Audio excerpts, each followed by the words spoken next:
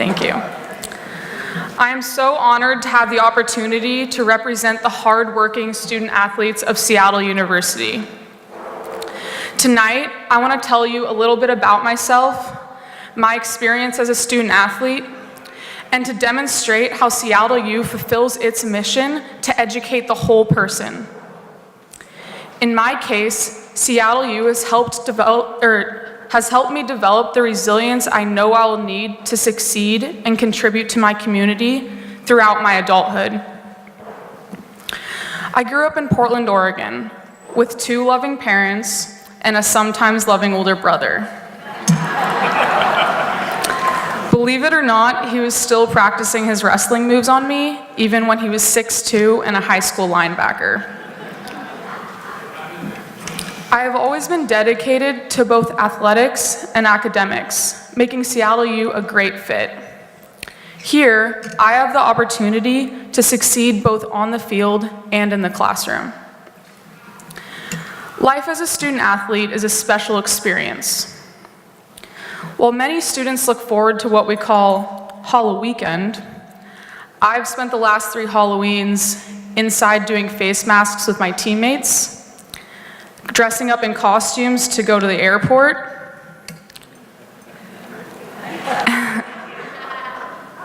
and playing card games in Orem, Utah. While many students have spent the weekend hanging with friends and studying in Seattle, my teammates and I may have been on 6 flights in 4 days, and yet we still show up to class ready on Monday morning. College athletics is challenging. Some may even call it a grind. From 6:30 a.m. practice, to running between class and training, to long travel trips, all while maintaining a full class load. There are many ups and downs, lost and won championships, but every single minute has been worth it. When I spoke to head coach Julie Woodward about coming to Seattle U, she impressed upon me that as one of her soccer players, she would help me develop, not just as an athlete, but more importantly, her goal was to help me and the rest of my teammates become strong, independent, and resilient women.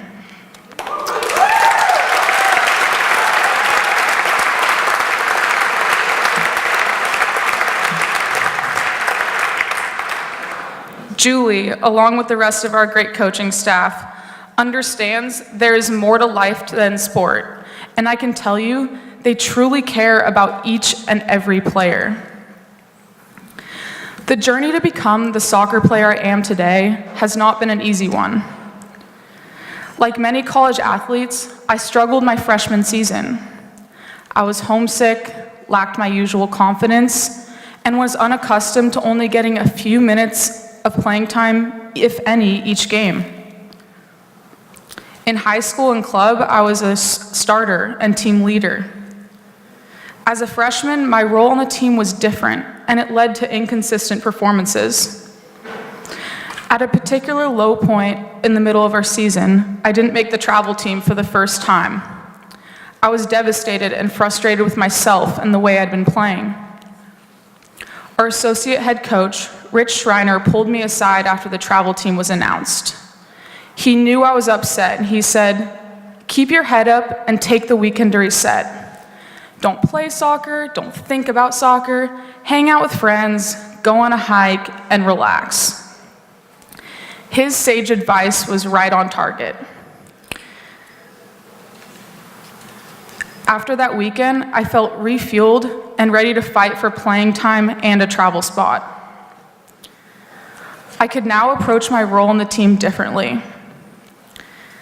When I stepped onto that field, whether for 2 minutes or 15 minutes, I focused upon energizing my teammates and bringing a spark to the game. My new attitude paid off.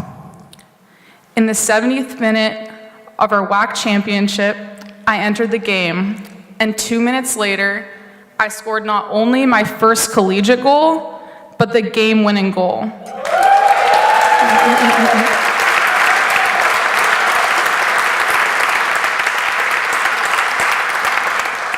helping the Red Hawks win a berth to the NCAA tournament.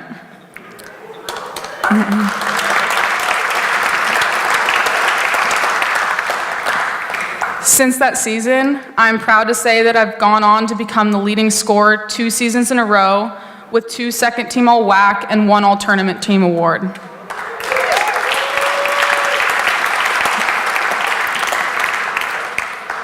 I want to pause for a moment to express my gratitude to my team and the entire women's soccer program. Thank you, Julie, Rich, and the entire coaching staff for giving me the opportunity to play for you. Thank you to my teammates for going to battle with me on the field.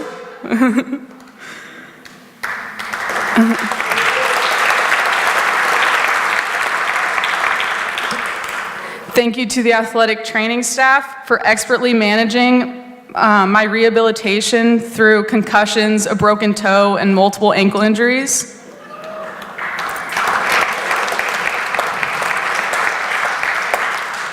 And last, but definitely not least, thank you to my parents who are both here tonight.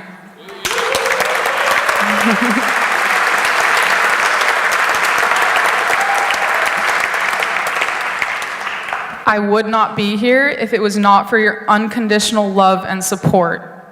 Thank you for everything. I love you both so much.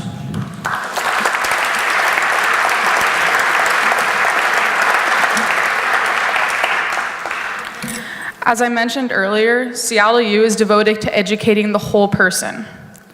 I've shared a little bit about my athletic experience, and now I'd like to share with you about the exciting and challenging education in which I'm immersed. A fundamental part of every student's education here is the university core curriculum, in which we call U-Core. As a science and math nerd, I left high school with the impression that I wouldn't have to write many more essays or take philosophy or history classes. It's a good thing I chose a liberal arts university. Now, as a cell and molecular biology major, it is a breath of fresh air to leave my organic chemistry or my biotechnology class and enter my U-Core, where I'm studying the Torah. U-Core classes stimulates a different part of my brain in exciting ways. This past soccer season, along with my genetics class, I took 2 U-Cores, one entitled Bioethics, the other Memory and Violence.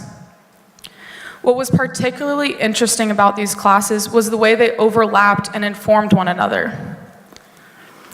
In my Memory and Violence course, we had the opportunity to choose our own topic for our final paper.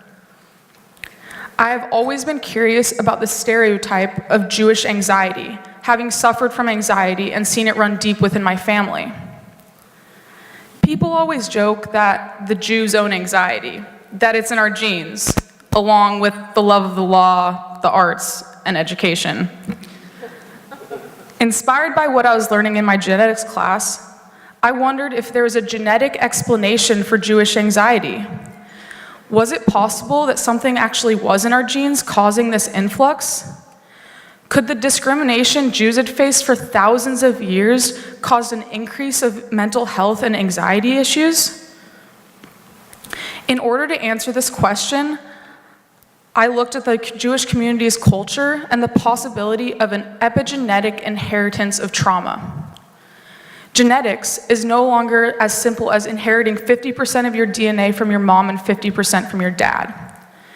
Epigenetics is a phenomenon that environmental stressors can leave markers on your DNA, affecting the way your genes are expressed into proteins.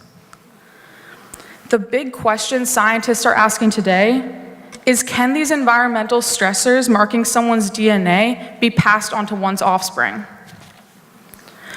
I won't go into the details of my research paper, but I want to highlight the fact that I wrote this paper in a university core class completely separate from my major. This paper not only inspired a conversation among my Jewish relatives, it strengthened my own identity as a young Jewish woman, and also It strengthened my own identity as a young Jewish woman and helped me consider that managing anxiety was essential to personal growth and resilience. Through my research, I came to believe that the collective anxiety in the Jewish community is not a weakness, but a strength. This strength among Jews can be seen in our commitment to improvement.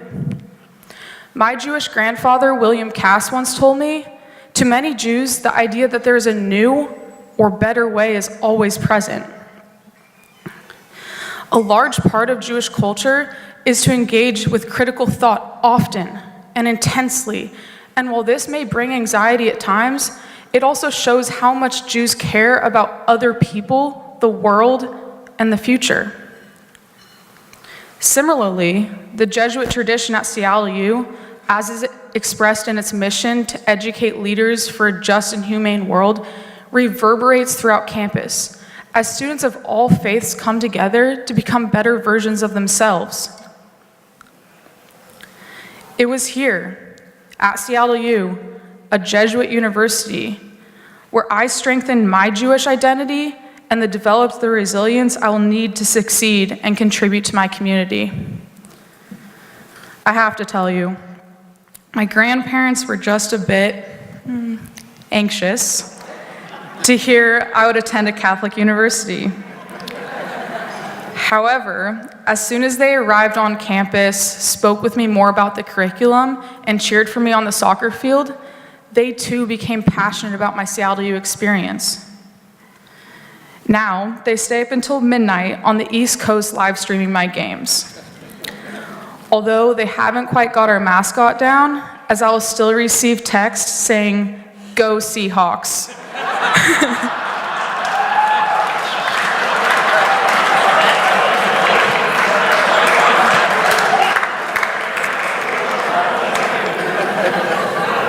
But it's close enough. Like many students about to enter their senior year, I have some important decisions to make. Here's the great thing. I have choices. At this time, I am planning on pursuing professional soccer overseas before embarking on a career in medicine.